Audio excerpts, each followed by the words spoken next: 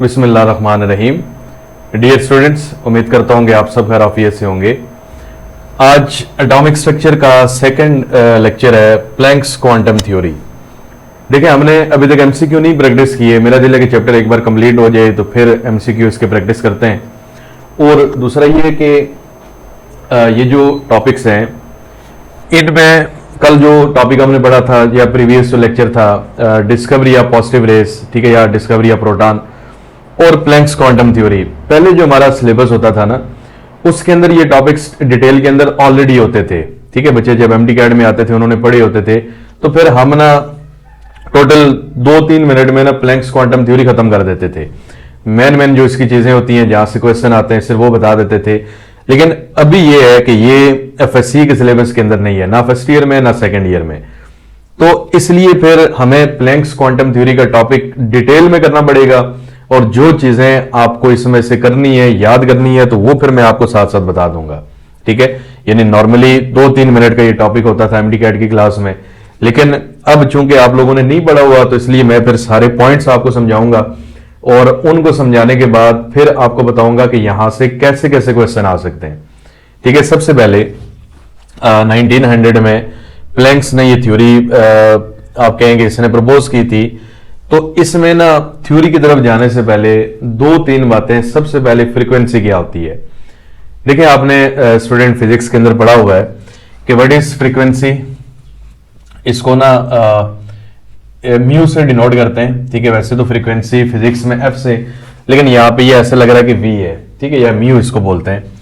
Number of waves passing through a point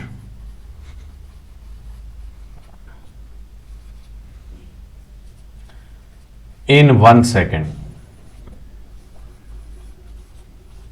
ठीक है, it is called frequency.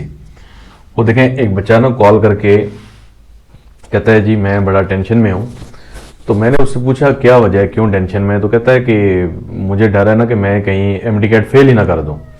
मुझे बड़ी हैरानगी हुई कि अभी स्टार्ट ही नहीं हुआ, पहले ही बंदा डर लेके बैठ जाए।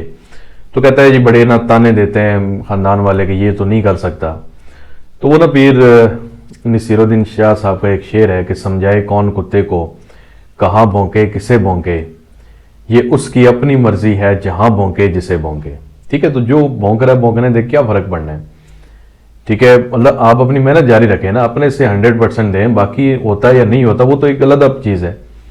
ठीक है, अपने से तो ट्राई करें ना। बाकी ये है कि पाकिस्तान में ना, मतलब मैं उसके करीब नहीं था, हमारे यहाँ जब कोई रोता है ना तो उसको चुप नहीं कराया जाता, बल्कि 2-3 चिपेड़ियाँ और मारी जाती हैं कि आप ना क्यों रो रहे हो। ठीक है, बच्चों को ऐसे ही चुप कराया जाता है। तो बहरहाल आपने फोकस करना है अपनी चीज़ों के ऊपर और मेहनत करें, ट्राई करें, 100% चीज़ें तैयार करें, बाकी अल्लाह के आसरे पे छोड़ दें, कुछ नहीं होता। और इसके ना जो यूनिट्स होते हैं स्टूडेंट, फ्रीक्वेंसी का जो यूनिट है साइकिल पर सेकंड भी इसको कहते हैं, या फिर ज्यादातर इसके लिए हर्ट्स यूज करते हैं। ठीक है, HZ। देखिए स्टूडेंट, ये 2-3 वेव्स में बनाता हूं। ये एक वेव आ गई, यहां से स्टार्ट हो रही है, इधर खत्म हो रही है। ये दूसरी वेव आ गई, ठीक है, यहां से स्टार्ट हो रही है, यानी यहां तक ये पहली वेव है। एक इसमें ना ये जो अपर पार्ट होता है इसको क्रेस्ट कहते हैं और जो लोअर पार्ट होता है इसको ट्रफ कहते हैं। ठीक है, और इसी तरह यहां पे दूसरी वेव है। तो जगह नहीं है, मैं और भी बहुत ज्यादा वेव्स बना देता। फिर इसी तरह स्टूडेंट, तो पहला हमने पॉइंट, ये प्लैंक्स क्वांटम थ्योरी नहीं है, वो यहां से स्टार्ट होगी। ये वैसे जनरल चीजें बता रहा हूं जो प्लैंक्स क्वांटम थ्योरी को समझने में हेल्प करेंगी। फिर इसी तरह वेवलेंथ क्या होती है स्टूडेंट, ये क्रस्ट है और ये भी क्रस्ट है। दो एडजेसेंट क्रस्ट या फिर ट्रफ के दरमियान जो डिस्टेंस होता है ना, इसको हम कहते हैं इट इज कॉल्ड वेवलेंथ। ठीक है, यानी किसी वेव में दो एडजेसेंट क्रस्ट या फिर ट्रफ के दरमियान जो डिस्टेंस होता है उसे क्या कहते हैं, वेवलेंथ कहते हैं। यानी इसको डिफाइन कैसे करेंगे, distance between two adjacent crust और ट्रफ क्रस्ट और ट्रफ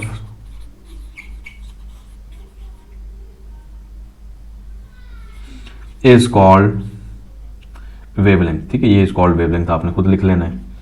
और यूनिट्स इसके ना जो होते हैं स्टूडेंट, अच्छा ये एमडी-कैड की टेक्निक नहीं है, मैंने पहले भी कहा था क्वांटम नंबर जब हम पढ़ेंगे या शेप्स ऑफ ऑर्बिटल तो वो हम एक और वे में पढ़ेंगे, यानी वो मैं सपोज करूंगा कि आपने ये चीजें पहले पढ़ी हुई हैं, ये मैं सपोज कर रहा हूं कि आप ये फर्स्ट टाइम पढ़ रहे हैं और रियलिटी भी यही है कि आपने ये पहले नहीं पढ़ा होगा, फ्रीक्वेंसी वगैरह तो पढ़ी होगी लेकिन प्लैंक्स क्वांटम थ्योरी नहीं पढ़ी, तो इसलिए मुझे ना ये चीजें बतानी पड़ रही हैं।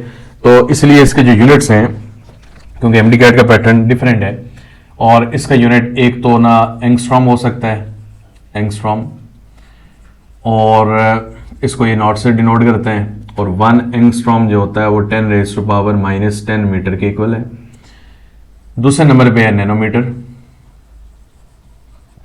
एनएम से डिनोट करते हैं, और 1 नैनोमीटर जो है वो इक्वल होता है 10⁻⁻9 मीटर के। और तीसरे नंबर पे है पिकोमीटर, इसको पीएम से डिनोट करते हैं, और 1 पिकोमीटर जो है वो इक्वल होता है 10⁻⁻12 मीटर के। ठीक है, तो स्टूडेंट अभी हमने फ्रीक्वेंसी और दूसरा कौन सा डिस्कस कर लिया है, वेवलेंथ। उसके बाद स्टूडेंट नेक्स्ट है वेव नंबर। ठीक है, वेव नंबर क्या होता है, इसको डिफाइन किस तरह से करते हैं कि number of waves present in unit length of wave path. कि देखें वेव पाथ का उसमें जो नंबर ऑफ वेव्स है यूनिट लेंथ के अंदर, ठीक है, जिस तरह मैं दो तरह की वेव ड्रा करता हूं, एक ना इस तरह से, ठीक है, देखिए इसमें यहां से लेके ये क्रस्ट ट्रफ, ये पहली वेव आ गई, यहां से लेके ये दूसरी वेव आ गई, यहां तक ये तीसरी वेव आ गई, यहां तक ये चौथी वेव आ गई। ठीक है, और इसमें ना देखें, अगर मैं सपोज करता हूं कि ये यहां से लेके यहां तक 1 मीटर लेंथ है, ठीक है, या 1 सेंटीमीटर लेंथ है। ठीक है, सपोज करते हैं कि ये यहां से लेके इस जगह तक जो लेंथ है वो 1 मीटर है और ये भी लेंथ है 1 मीटर। तो देखिए पहली वेव के 1 मीटर के लेंथ के अंदर तकरीबन 2 वेव्स आ रही हैं, तो इसका वेव नंबर 2 होगा। दूसरी में 1 2 3 4 वेव्स आ रही हैं, तो इसका वेव नंबर 4 होगा। तो 1 मीटर ये यूनिट लेंथ जिसे कहते हैं, या 1 सेंटीमीटर वेव का पाथ आप देख रहे हैं, उसकी लेंथ ले लें, उसमें जितनी नंबर ऑफ वेव्स होती हैं वो वेव नंबर होता है। और ये जो फ्रीक्वेंसी है स्टूडेंट, ये होती है v = c/λ। c होती है स्पीड ऑफ लाइट। ठीक है, अब ये जाहिर है आप सबको पता होगा। और वेव नंबर का जो यूनिट होता है स्टूडेंट, वेव नंबर होता है 1/λ। ठीक है, और इसका जो यूनिट है इसको हम मीटर इनवर्स भी कहते हैं और सेंटीमीटर इनवर्स, यानी जो वेवलेंथ का यूनिट है आप ना उसका इनवर्स कर लें। तो स्टूडेंट यूनिट लेंथ आपके पास अगर वेव पाथ है तो उसमें जितने नंबर ऑफ वेव्स होती हैं उसे वेव नंबर कहते हैं। अब ना इसके पॉस्टुलेट की तरफ आते हैं। सबसे पहला जो इसका पॉस्टुलेट है कि कोई भी एनर्जी स्टूडेंट जो है, ठीक है, एनर्जी जिसके अंदर साउंड एनर्जी भी है या फिर लाइट एनर्जी है, ठीक है, और लाइट के अलावा अगर आप देखें हीट एनर्जी है, कोई भी एनर्जी एक टाइप है स्टूडेंट, वो ट्रेवल करती है, travel in discontinuous manner,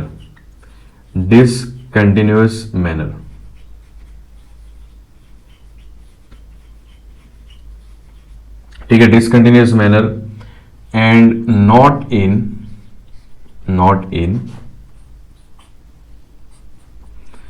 continuous manner.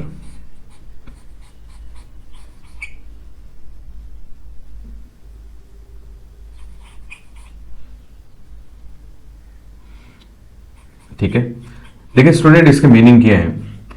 Normally जब भी लाइट की ट्रेवलिंग देख लें, ठीक है, मोस्टली हम लाइट को ही डिस्कस करते हैं, तो अगर आप लाइट ट्रेवल कर रही है ना, वैसे तो वो हमें बिल्कुल उसमें कोई गैप्स नजर नहीं आते, लेकिन स्टूडेंट जो लाइट ट्रेवल करती है ना, उसमें नहीं छोटे छोटे पैकेट्स बने होते हैं। ठीक है, यानी हमें तो ये गैप्स लाइट के अंदर नजर नहीं आते, लेकिन जब आप किसी पावरफुल स्पेक्ट्रोमीटर से देखते हैं तो फिर आपको ना ये गैप्स नजर आएंगे, ठीक है, जो कि हमें ये बताते हैं कि ये जो लाइट आपकी है ये डिसकंटिन्यूअस मैनर में मूव करती है, ठीक है। तो स्टूडेंट, पहला जो इसमें पॉइंट आपने याद रखना है कि कोई भी एनर्जी की फॉर्म है, वो बेशक लाइट एनर्जी है या कोई दूसरी एनर्जी है, वो ट्रेवल करती है नॉट इन कंटिन्यूअस बल्कि डिसकंटिन्यूअस मैनर, यानी बीच में इनमें गैप्स होते हैं, इनको कहते हैं, ये जो पैकेट से हैं वेव पैकेट्स भी कहते हैं और एनर्जी पैकेट्स कहते हैं, ठीक है। यानी इनको एनर्जी पैकेट्स भी कहते हैं और वेव पैकेट्स भी कहते हैं, या फिर इनका एक और नाम होता है क्वांटा, ठीक है। और स्टूडेंट, अगर लाइट एनर्जी है ना, यानी एनर्जी जो है वो लाइट एनर्जी है, तो फिर इनको हम नाम देते हैं दीज आर कॉल्ड फोटॉन्स, ठीक है। तो प्लैंक्स क्वांटम थ्योरी का पहला पोस्टुलेट है कि एनर्जी कंटिन्यूअस मैनर में ट्रेवल नहीं करती बल्कि डिसकंटिन्यूअस मैनर में करती है in the form of energy packets, wave packets या फिर क्वांटा, या अगर लाइट एनर्जी है तो उसको क्या कहेंगे, फोटोन। उसके बाद स्टूडेंट नंबर 2 पे है, प्लैंक्स ने कहा था कि एनर्जी जो है associated with each quantum of radiation is directly proportional to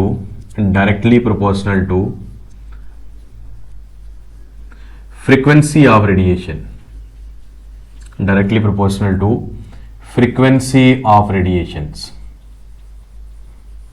ठीक है। देखें इसकी मीनिंग क्या है कि ये जो हमारे पास एक क्वांटा है ना, ये जो एक वेव पैकेट है, इसकी जो एनर्जी है वो डायरेक्टली रिलेटेड है इसकी फ्रीक्वेंसी के, यानी जितना स्पीड से मूव करेगा ना उतनी ही ज्यादा इसकी एनर्जी होगी। तो हम इसमें लिखते हैं कि E is directly proportional to V, frequency के। प्रोपोर्शनलिटी का साइन रिमूव करते हैं तो आपको पता है कि कांस्टेंट लगाते हैं, तो कांस्टेंट यहां पे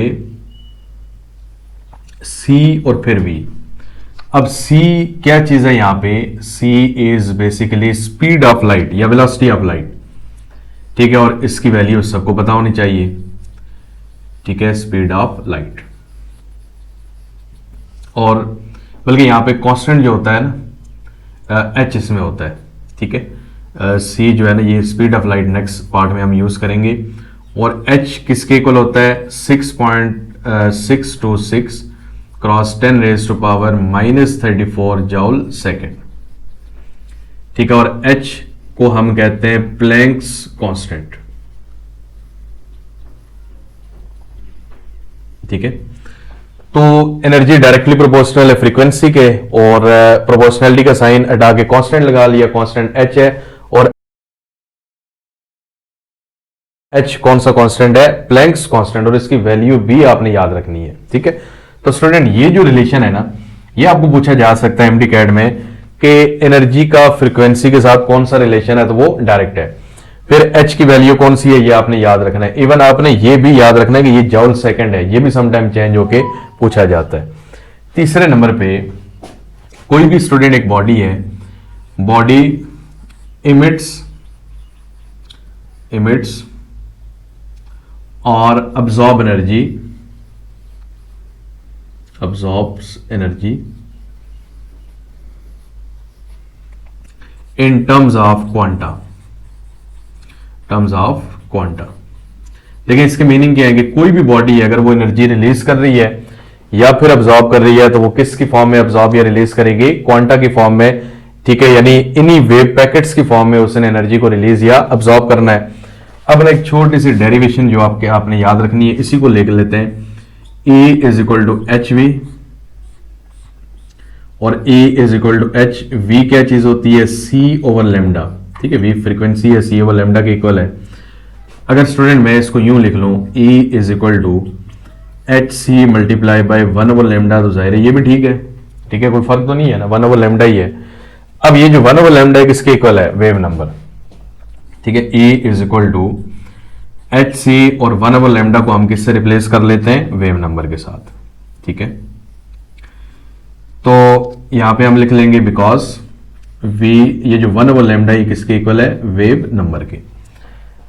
अब स्टूडेंट सेकंड एक और चीज कि देखें, आपने यहां से जो रिलेशन याद रखना है कि एनर्जी डायरेक्टली प्रोपोर्शनल है फ्रीक्वेंसी के, डायरेक्टली प्रोपोर्शनल है वेव नंबर के, ठीक है, क्योंकि ये सी भी कांस्टेंट है, एच भी कांस्टेंट है, और इनवर्सली प्रोपोर्शनल है किसके, वेवलेंथ के। तो ये रिलेशन आपने याद रखना है, ठीक है।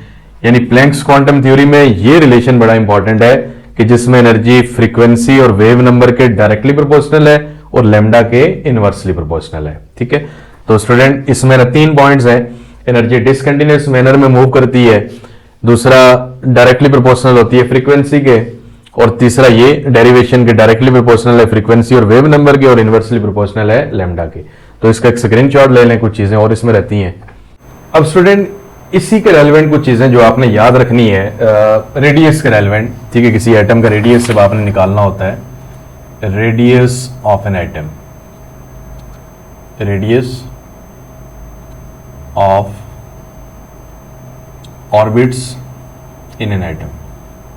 स्टूडेंट इसकी पूरी एक डेरिवेशन है, लेकिन जाहिर है वो हमारे कोर्स के अंदर तो नहीं है, तो मैं आपको डेरिवेशन तो नहीं सारी कराऊंगा, लेकिन कुछ मैंने इसके पासुलेट बता देता हूं। आर एन जो है ना, it is equal to 0.529 angstrom, ये लाजमी याद रखिएगा, multiply by N square divided by Z, ठीक है। 0.529 angstrom multiply by N square, N यहां पे नंबर ऑफ ऑर्बिट्स होते हैं, ठीक है। N is equal to 1 2 3 4 5 6 so on, जो भी ऑर्बिट है जिसका आपने रेडियस निकालना है, और जेड स्टूडेंट होता है, इट इज एटॉमिक नंबर, ठीक है। तो आपने अगर किसी भी एटम का रेडियस निकालना है किसी भी ऑर्बिट के अंदर, या किसी ऑर्बिट का रेडियस निकालना है किसी एटम में, तो आप ये यूज कर सकते हैं। तो अगर मैं कहता हूं कि for hydrogen atom, student hydrogen atom के लिए एटॉमिक नंबर होता है 1, तो ये आर एन जो है ना, ये फॉर्मूला होगा 0.529 एंगस्ट्रॉम और मल्टीप्लाई बाय एन स्क्वायर। तो अगर हाइड्रोजन के जिस भी ऑर्बिट का आपने रेडियस निकालना है तो ये फॉर्मूला आप पुट कर सकते हैं, ठीक है। अब स्टूडेंट देखें, जाहिर एंटीडस में कैलकुलेटर तो अलाउड नहीं है, ठीक है, तो आपने ना कम से कम 4 एक रेडियस आप याद कर लें। R1 के लिए यहां पे 1 पुट करें, वो तो सेम ही आएगा। R2 के लिए 2 पुट करें, R3 के लिए 3, R4 के लिए 4, और एक आपने रिलेशन याद रखना है कि R1 बल्कि R2 माइनस R1 जो रेडियस में गैप्स हैं, it is less than R3 minus R2 less than R4 minus R3 so on. यानी इसके मीनिंग ये है कि आपके पास ये अगर एक ऑर्बिट है, ये पहला ऑर्बिट है, पहले और दूसरे में ये गैप है, ठीक है, दूसरे और तीसरे में गैप ज्यादा होता जाएगा, थर्ड और फोर्थ में गैप और ज्यादा होता है, यानी जितना आप न्यूक्लियस से दूर होते जाएंगे, 2 ऑर्बिट्स के दरमियान जो गैप्स हैं वो इंक्रीज होते रहेंगे, ठीक है। तो ये कुछ रिलेशन याद रखने के, रेडियस का फॉर्मूला क्या है, और उसके बाद हाइड्रोजन के लिए क्या फॉर्मूला है, और रेडियस गैप्स जो हैं वो क्या होंगे, इंक्रीज होते जाएंगे। एक और स्टूडेंट फॉर्मूला जो आपने याद रखना है वो है energy of orbits, energy of orbits या शेल्स भी इसको कहते हैं। तो इसका भी स्टूडेंट पूरी कंप्लीट डेरिवेशन है, हमारी बुक हमारे सिलेबस के अंदर तो नहीं है, लेकिन ये है कि इसको ना मैं फॉर्मूला आपको बता देता हूं। E N is equal to -13.31, some books में 5 लिखा है, किसी में 6 है, मल्टीप्लाई बाय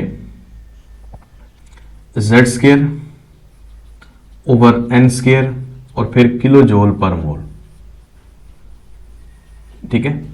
और इसमें स्टूडेंट z डिवाइड हो रहा है, वहां पे मल्टीप्लाई हो रहा है, यहां पे पावर कोई नहीं है, उसमें स्केयर है। अब इसमें भी आप ना यहां से अगर निकालना चाहेंगे फॉर हाइड्रोजन एटम, ठीक है, ये n नंबर ऑफ ऑर्बिट्स हैं और z एटॉमिक नंबर है, तो हाइड्रोजन के लिए Z1 है, क्योंकि ज्यादा डिस्कशन है वो हाइड्रोजन के रेलेवेंट ही है, ठीक है। तो E N for hydrogen it is -13.316 cross, ये 1 का स्केयर 1 आएगा डिवाइडेड बाय एन स्केयर, और ये आएगा किलो जूल पर मोल, ठीक है। तो ये आपके पास ई एन आ गया। अब स्टूडेंट यहां से ना आपने 3-4 values E1 E2 E3 E4 निकाल लेना है। तो आप इसमें देखें कि ये जो E2 माइनस E1 है ये ग्रेटर है E3 माइनस E2 से, ये ग्रेटर है E4 माइनस E3 से। यानी आप यहां से एक चीज नोट करें कि ये डिक्रीजिंग ऑर्डर है, यानी जो एनर्जी गैप्स है ना वो डिक्रीज होगा as you are moving away from the nucleus. ठीक है, मूविंग अवे फ्रॉम न्यूक्लियस। तो ये आपके पास जो एनर्जी गैप्स हैं वो डिक्रीज होंगे, लेकिन रेडियस वाला इनवर्स है, रेडियस गैप्स इंक्रीज होंगे अगर आप न्यूक्लियस से अवे मूव करेंगे। तो ये स्टूडेंट एनर्जी के लिए नाम यूज करते हैं। और फिर एक और चीज कि आयनाइजेशन एनर्जी का क्या फॉर्मूला होता है। आयनाइजेशन एनर्जी जो है किसी भी एटम की आयनाइजेशन एनर्जी यानी उसमें से इलेक्ट्रॉन निकालने के लिए, अगर हाइड्रोजन की हम बात करें, E इन्फिनिटी माइनस E1। ठीक है स्टूडेंट, E इन्फिनिटी के लिए यहाँ पे इन्फिनिटी पुट करेंगे तो वो इन्फिनिटी का स्केयर जो है ना और साथ ये डिवाइड करेंगे तो वो तो जीरो ही हो जाएगा।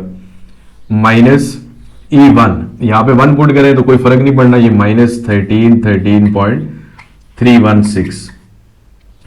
तो ये 13 माइनस माइनस प्लस हो जाएगा 13.316 किलो जूल पर मोल। तो हाइड्रोजन में से एक इलेक्ट्रॉन निकालने के लिए ये एनर्जी रिक्वायर्ड होती है जो कि आयनाइजेशन एनर्जी है। और जब प्रैक्टिकली इसको कैलकुलेट किया गया तो ऑलमोस्ट यही थी। ठीक है, तो स्टूडेंट इसका भी एक स्क्रीनशॉट ले लें। तो ये रेडियस और एनर्जीज के ना फॉर्मूलाज आपने अच्छी तरह से याद करने, तो इनके रेलेवेंट भी क्वेश्चन आ सकते हैं। तो देखें अभी तक हम जनरल बातें कर रहे हैं, एमसीक्यू की डिस्कशन हमने नहीं की, तो वो पूरे चैप्टर का ना एक लेक्चर होगा जिसके अंदर इंशाल्लाह हम सारे एमसीक्यू डिस्कस करेंगे। और फिर इसके अलावा जो रजिस्ट्रेशन है वो ओपन हो गई है, जिन जिन बच्चों ने इनरोल होना है तो वो इनरोल हो सकते हैं। तो इंशाल्लाह आपको बेहतरीन किस्म की एजुकेशन मिलेगी। Thank you.